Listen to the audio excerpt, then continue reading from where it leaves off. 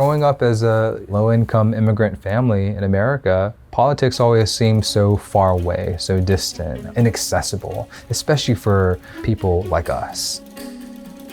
The lack of seeing someone like me in these sorts of positions certainly fueled the doubt that something like this was even possible. Before I was elected, there was only one other Asian American previously elected in our state's 250-year history.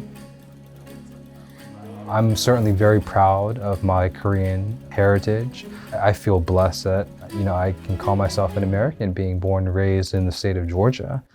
I'm blessed to be the first openly gay man ever elected to the Georgia State Legislature. First and foremost, I think I was motivated by the desire to try and make progress on the healthcare issues, the public policy in particular, which I felt so deeply and passionately about. Especially being a minority within a minority, I have an opportunity in America to be an elected official. I don't know if that's something possible in any other country in which you can come from nothing but then become a leader of a state.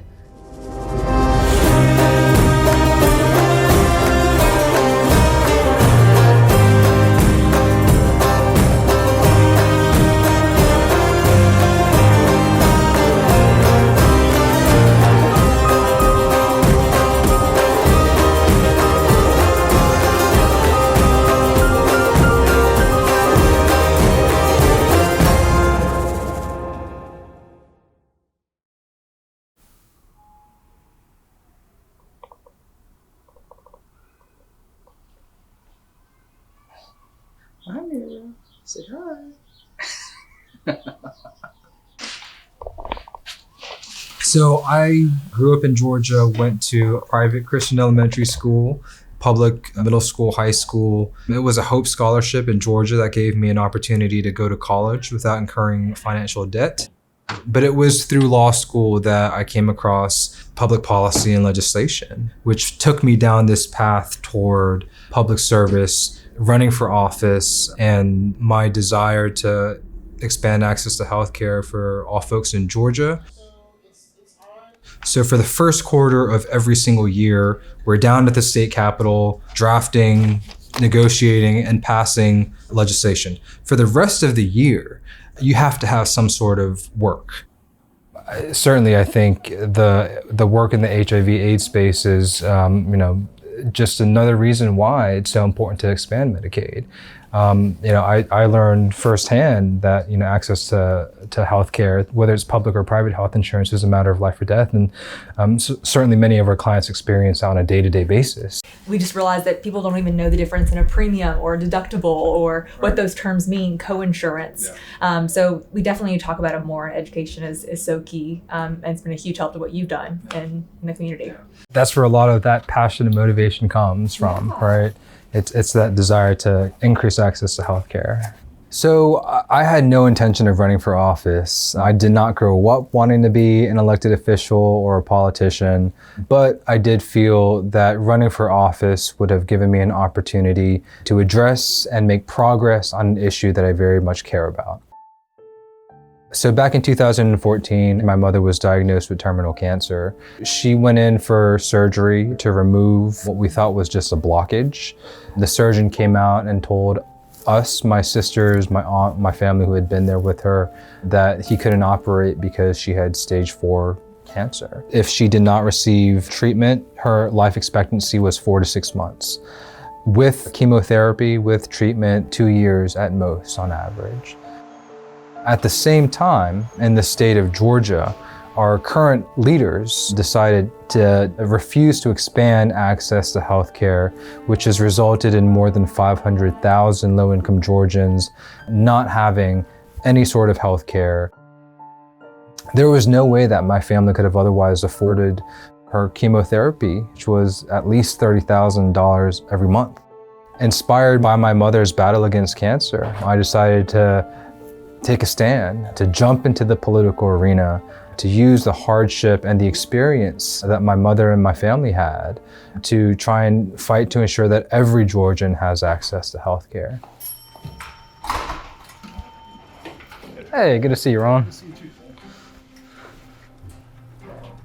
It is a little weird to be back because the past legislative session was so contentious with us fighting against the voting rights suppression efforts, massive protests. We'll see how crazy things get tomorrow, but it can definitely be considered a circus down at the Capitol.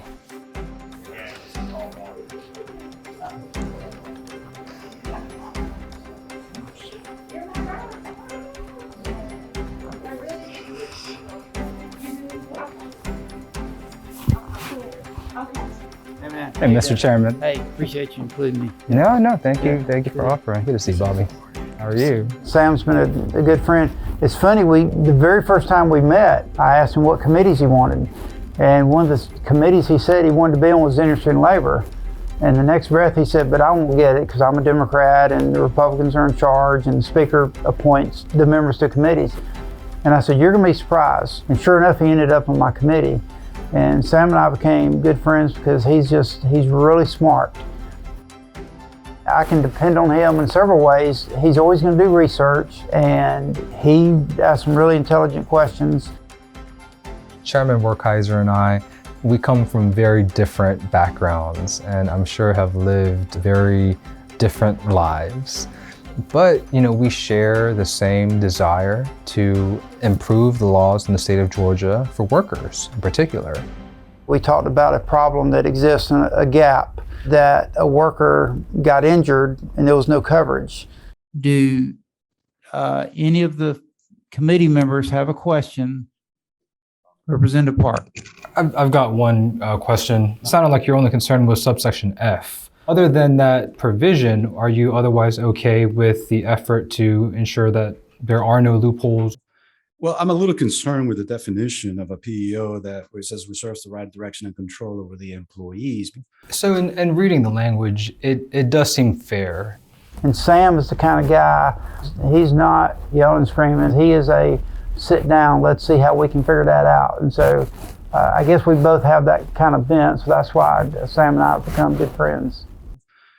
With that, let's stand adjourned. Stay tuned. We will be here again. Bill, I had two thoughts real quick. This language is essentially what they're doing, right? What PEOs are doing. Not the red, but the new language in black, right? If they're covering one employee, they're covering everyone in terms of workers' comp. I think this seems to be what they're concerned about.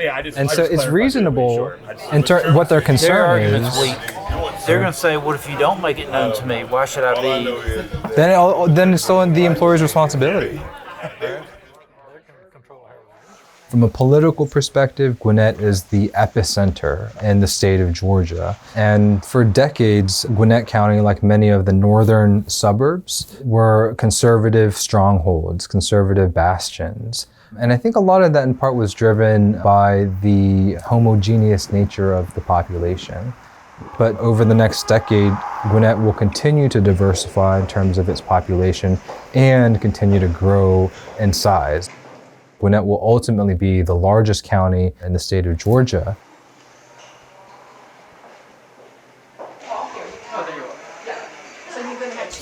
The redistricting process is the most political of political things that I think anyone can do. And in this hyper-partisan political age, I think a lot of folks are tired, frankly, of the constant back and forth and fighting. But nonetheless, it is a necessary obligation in which we are, per the U.S. and Georgia State Constitution, required to do.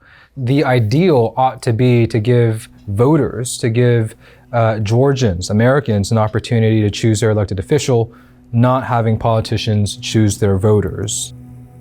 Redistricting is a fundamental part of American democracy going back to the very beginning of this country.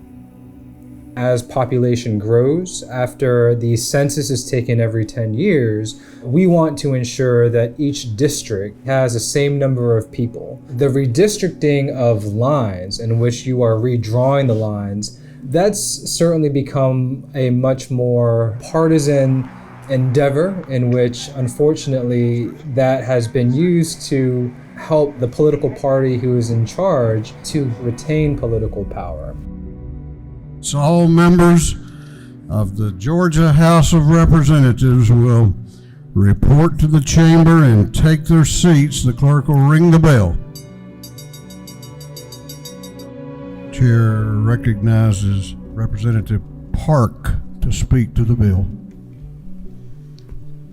Thank you, Mr. Speaker. This decade, we as elected representatives in the Georgia General Assembly have the tremendous responsibility to draw fair, non-gerrymandered House district maps. As the Republican map fails to reflect the growing diversity of Georgia and draws one less opportunity district than the proposed Georgia House Democratic Caucus map. And for this reason, I will vote no on House Bill 1EX. Now the moment we've all been waiting for. The legislative process, as challenging and as difficult as it is, was ultimately designed to force people to compromise. And as messy as democracy can be, I think time and again it demonstrates that it can be effective. Despite Democratic opposition, the Republican-controlled House passed its legislative maps by a vote of 99 to 79.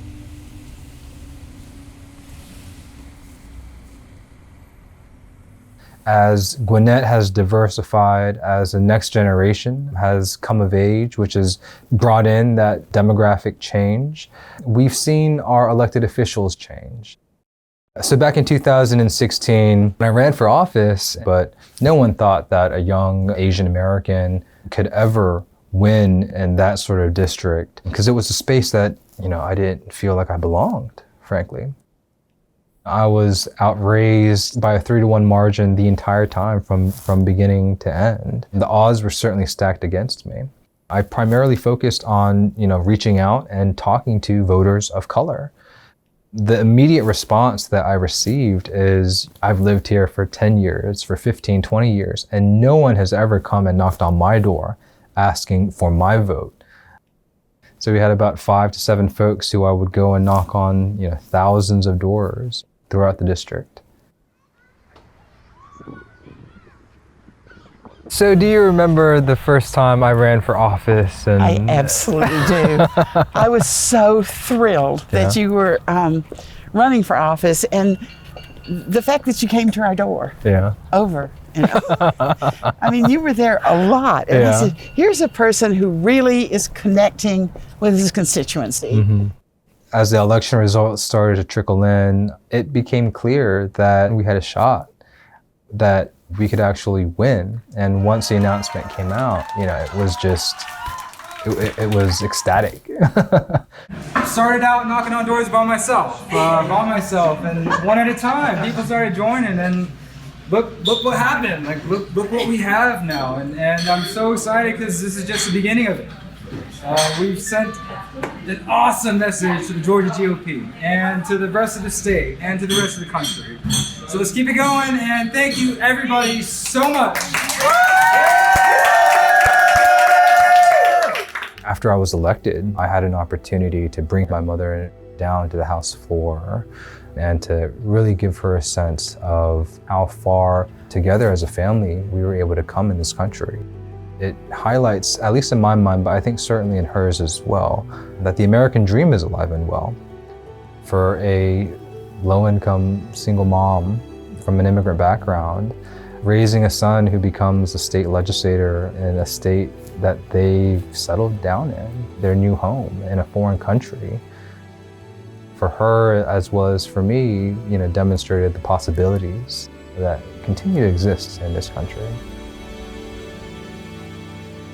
Because she had access to exceptional care, she lived about 3.5 years without pain. And it was really an opportunity to have a long goodbye with her, understanding that she had a limited amount of time. In March of 2018, after about 3.5 years, my mother eventually passed away. It was definitely something expected, but just the challenge of actually, seeing that through to the end was incredibly difficult. I'm still adapting. I certainly still very much miss my mother, but the difficulties in which I faced at that moment certainly prepared me to fight on behalf of the Georgians who are seeking and who need that same fighting opportunity and that same fighting chance.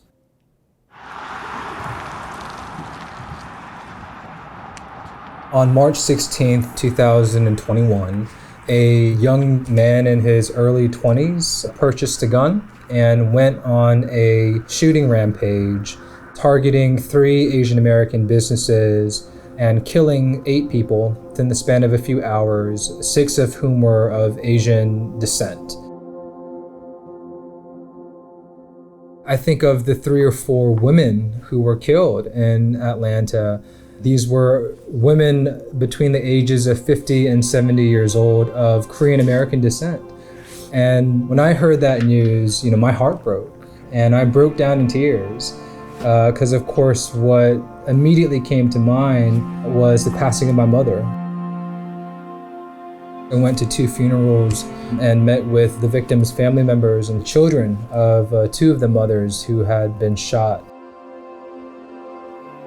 It was an incredibly challenging moment in time in which I certainly felt like all the wounds in my heart, were torn open.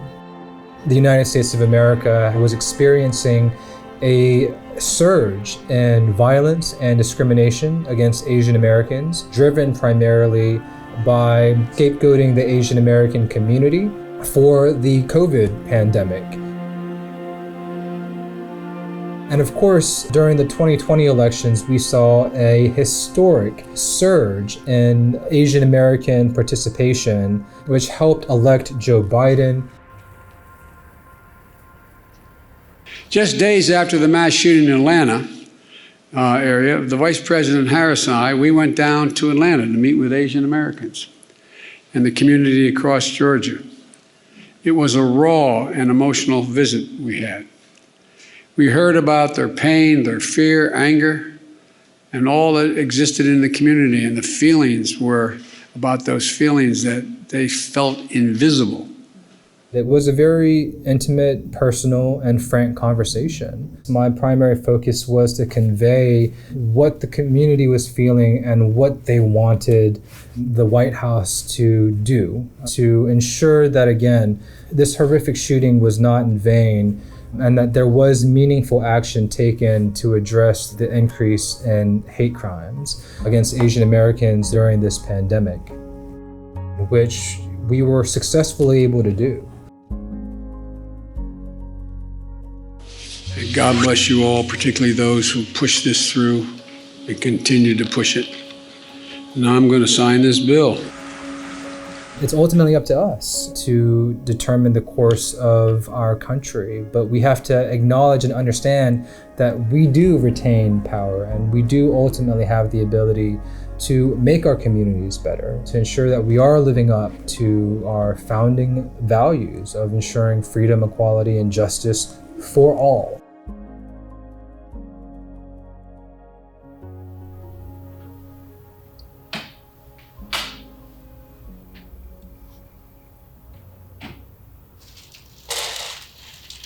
Everyone loves to beat up on a politician, so it's important to have thick skin. I'll get messages that are nasty, that are mean, that attack my personal character, but it's a reminder of why we have to be resilient and why we have to continue to do this work to ensure that, we are fighting for the truth and that we're trying to continue to find common ground to move us forward together. What is the best way in which I could honor my mother and her memory and her legacy? Well, certainly it's to use the hardship and the tragedy that she faced to do good on behalf of others, since that's something that she wanted to do more than anything in her life. So as a community, as a state, as a country, we're going through very difficult times. But as I was able to overcome the challenges I face, I believe that we can do so collectively as well.